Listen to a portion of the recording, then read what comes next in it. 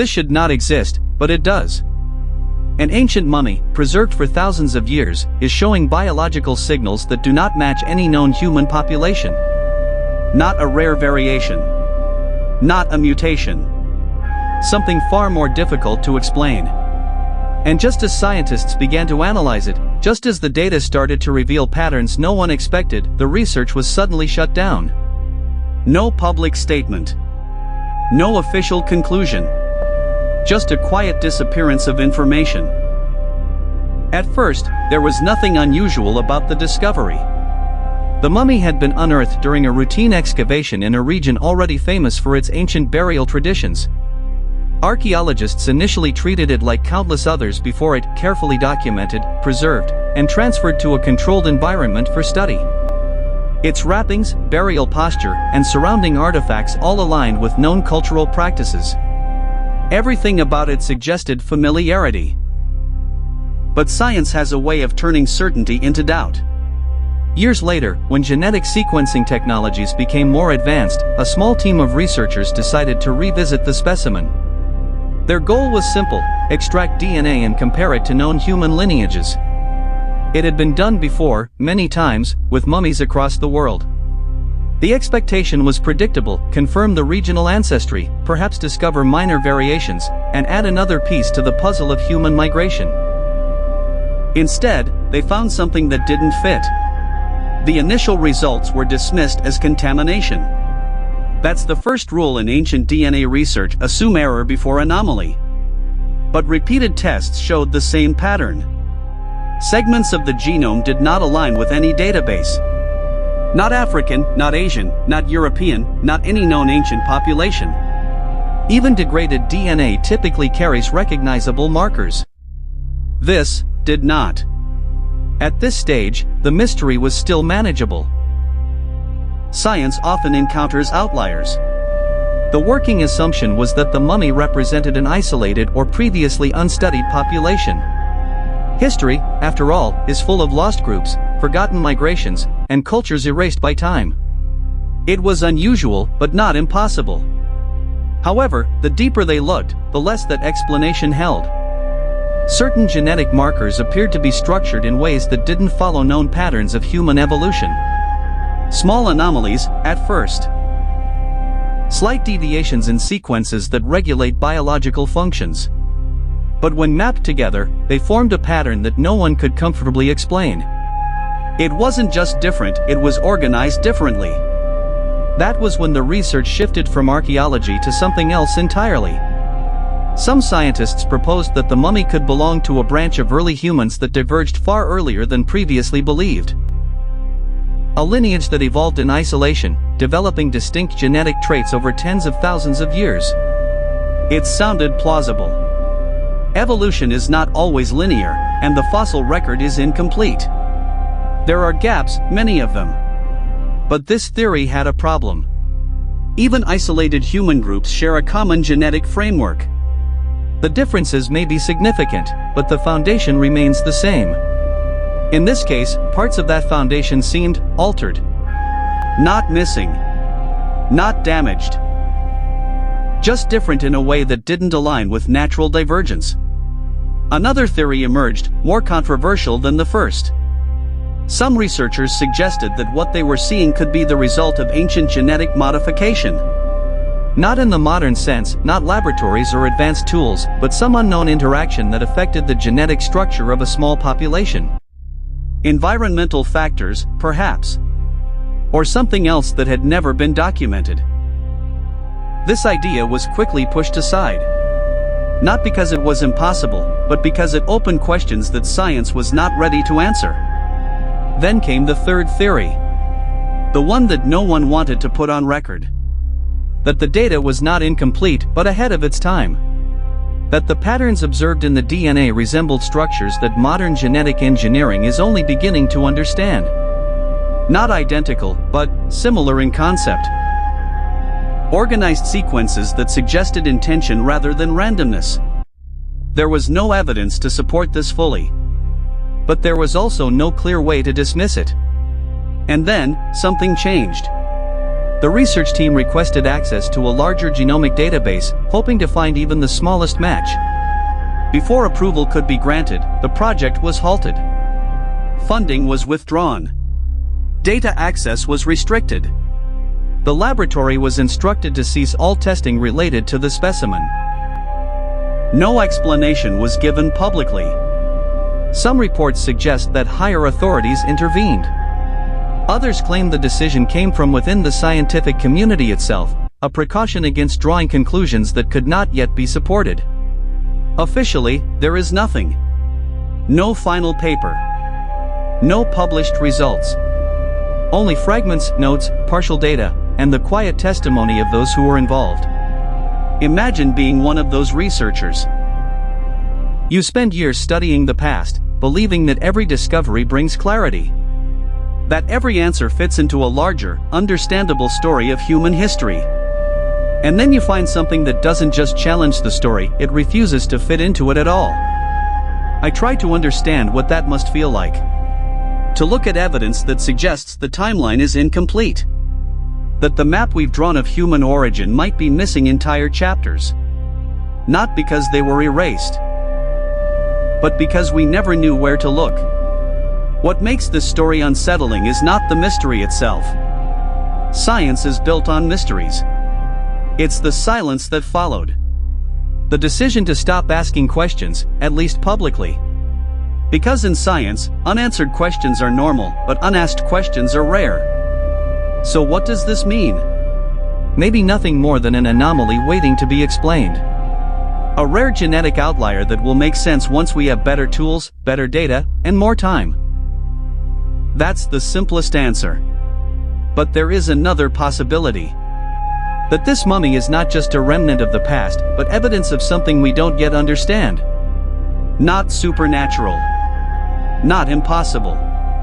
Just outside the current boundaries of our knowledge. And if that's true, then the most important part of this story is not the DNA. It's the decision to stop looking. Because history is not just what we discover. It's also what we choose to ignore. Not African, not Asian, not European, not any known ancient population.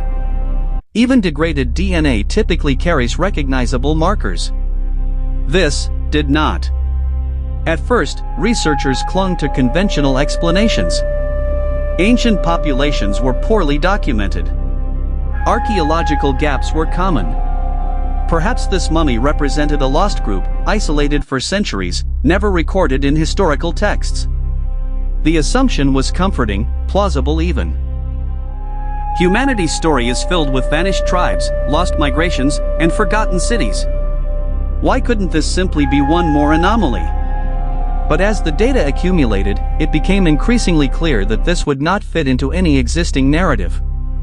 Certain sequences in the DNA were not just unusual, they were organized in ways completely unfamiliar to modern science. Patterns emerged, subtle at first, embedded in the sections of DNA that govern critical biological functions.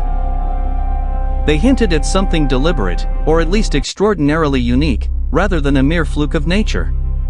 Laboratories began to run cross-checks, using different extraction techniques, different sequencing technologies, and independent analysis teams. Every test repeated the same baffling result. No contamination could explain it. No known environmental factors, chemical preservations, or burial conditions could account for the anomalies. The more they checked, the less conventional the findings appeared. The surface-level explanation that it was simply a human outlier was beginning to crumble. The first layer of the mystery had been addressed, but the second layer was far more perplexing. Geneticists realized that some segments were so distinct that they could not be traced to any known human population, ancient or modern. The markers suggested evolutionary divergence, but one that followed rules entirely unlike any we understand. It was as though a separate path of development had occurred, parallel to the human line we know today, yet invisible in every other fossil or record we possess. At this point, speculation ran rampant. Some proposed that the mummy belonged to a branch of humanity previously thought extinct, perhaps a lineage that diverged tens of thousands of years ago and evolved in complete isolation. The notion was not impossible. History has proven that our understanding of human migration and genetic evolution is fragmentary, incomplete, and often wrong. A new branch could exist somewhere, hidden from evidence, or erased by time. But even this theory had flaws. Isolated populations, no matter how divergent, still share a baseline human genome. Certain markers, almost universal, exist in every known human population. They represent shared ancestry and fundamental biological functions. This mummy lacked or restructured some of these baseline elements. They were not missing, they were altered, reorganized. It was not just an outlier, it was a pattern that defied expectation. A second theory emerged, one that divided the scientific community. Some researchers proposed the possibility of ancient genetic manipulation, not in the sense of modern labs, but through unknown processes, environmental pressures, or perhaps techniques lost to time. Could the civilization responsible for this mummy have developed methods to intentionally alter biology in ways we cannot replicate today? The evidence was circumstantial at best, but it was enough to spark debate. The third theory was more radical, whispered in private discussions rather than formal publications. Certain segments of the DNA resembled patterns that, conceptually, were similar to techniques modern geneticists are just beginning to understand. There was a structural logic to them, a kind of organizational complexity that suggested not random mutation, not mere survival adaptation, but an intentional design, or at least a process that mimicked design. It was not human engineering in the contemporary sense, but it hinted at a capability far beyond what we would expect from any known ancient culture. This was when the breakthrough, or, more accurately, the tipping point, occurred. A team of scientists at a leading genetics institute finally secured high-resolution sequencing equipment capable of mapping every single nucleotide with unprecedented accuracy. They extracted fresh samples under the strictest sterile conditions, preventing contamination entirely. What they found was astonishing. Patterns in the DNA suggested coherence across generations. These were not random anomalies, they were replicated, consistent, and functional across the genome. Whatever caused these patterns had persisted long enough to become embedded in hereditary biology. Yet the deeper they delved, the more authorities intervened. Funding was pulled. Access to comparative databases was denied. Laboratories were instructed to halt further experimentation. The project, once a promising frontier for human evolutionary science, became a quiet casualty of bureaucratic discretion. Imagine being one of those scientists. After years of meticulous work, painstakingly extracting, sequencing, and analyzing every fragment, you are forced to stop. You hold evidence that could redefine our understanding of human evolution, yet are told, indirectly, that it cannot be shared, cannot be explained, and cannot yet be understood. Some insiders speculate that the intervention was precautionary. To reveal such anomalies could spark public panic, philosophical debates, and cultural controversy. Others suggest it may have been protectionist, ensuring that premature conclusions did not mislead the scientific community or the public. But whatever the rationale, the effect was the same, the mystery was sealed. And yet, for those who studied the data, the evidence remained. They noticed that the DNA's anomalies could not be simply categorized as human or non-human. Certain functional sequences suggested adaptations far beyond the environmental conditions of the mummy's known habitat. Other segments displayed structural patterns reminiscent of modern bioengineering logic, yet with no possible historical explanation. It was a paradox, an evolutionary puzzle that modern science could recognize but not fully decipher. At the personal level, this is where the story becomes human. Imagine standing over a 5,000-year-old body, knowing that your tools are revealing secrets no one else is allowed to discuss. You realize that history, biology, and human identity are all intertwined in a way that no textbook can capture. You are not just uncovering facts. You are confronting the unknown, the possibility that our species' story is far more complex than anyone imagined. The deeper twist, the one that keeps geneticists awake at night, is this: the anomaly may not only inform us about the past. It could influence how we understand the mechanisms of evolution, adaptation, and inheritance. What if this mummy represents an early experiment of nature, a branch of evolution that was self-contained, self-organizing, and yet entirely separate from known human pathways? And the real, haunting implication: every time we stop looking, every time research is halted, every time we choose bureaucratic caution over inquiry, we lose not just knowledge, but the chance to understand the full spectrum of our own species. In the end, the mummy is more than an archaeological artifact. It is a mirror reflecting what we know, what we do not, and what we may never fully understand. It matters because it challenges the boundaries of science, the scope of history, and the limits of human curiosity. History is not merely the story of what happened. It is also the record of what we dared to discover and what we, sometimes, chose to leave unexplored.